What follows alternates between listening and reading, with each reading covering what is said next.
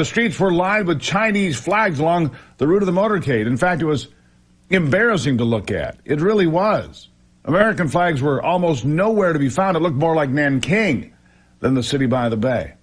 And you have to wonder just how far under Xi Jinping's foot is Joe Biden. I mean, how does this happen? I mean, we all know by now that millions of dollars flowed out of the communist nation into the bank accounts of the Biden family members and their associates. We know that it went on for years. We just don't know how much the total is. And while I was telling you China is by far the biggest threat in the West, and the Chi-Coms are coming to tear down Western civilization, Joe Biden was counting his money and playing footsies with the very people that are now spending billions to manipulate what Americans and others around the world think.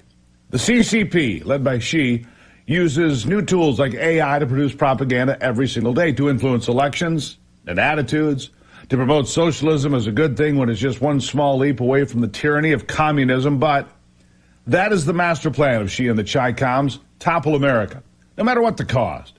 Cast the U.S. Constitution as a relic of days long since past, to stamp out individual freedom in the name of justice and, of course, of party unity. Always the party. Sound familiar? And why on earth would I think that the American president is either in on it or oblivious to it, or maybe some combination of the two? Well, let's figure it out together, shall we?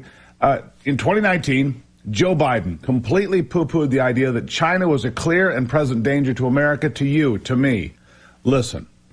Look at who we are. I've met virtually every major world leader in my role as vice president and as foreign relations chairman over the last 30 years. And that's not hyperbole. Virtually every one. I don't know a single solitary one who would not change places with the problems the President of the United States has versus the problems they have.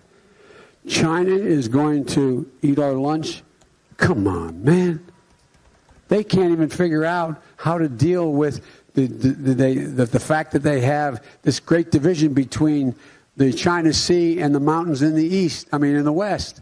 They can't figure out how they're going to deal with the corruption that exists within the system. I mean, they're not bad folks, but guess what? They're not competition for us. Oh, really? They're not competition for us. They are our biggest enemy globally today. I'm embarrassed for Joe Biden. But more importantly, I'm embarrassed for you and me. This is our country.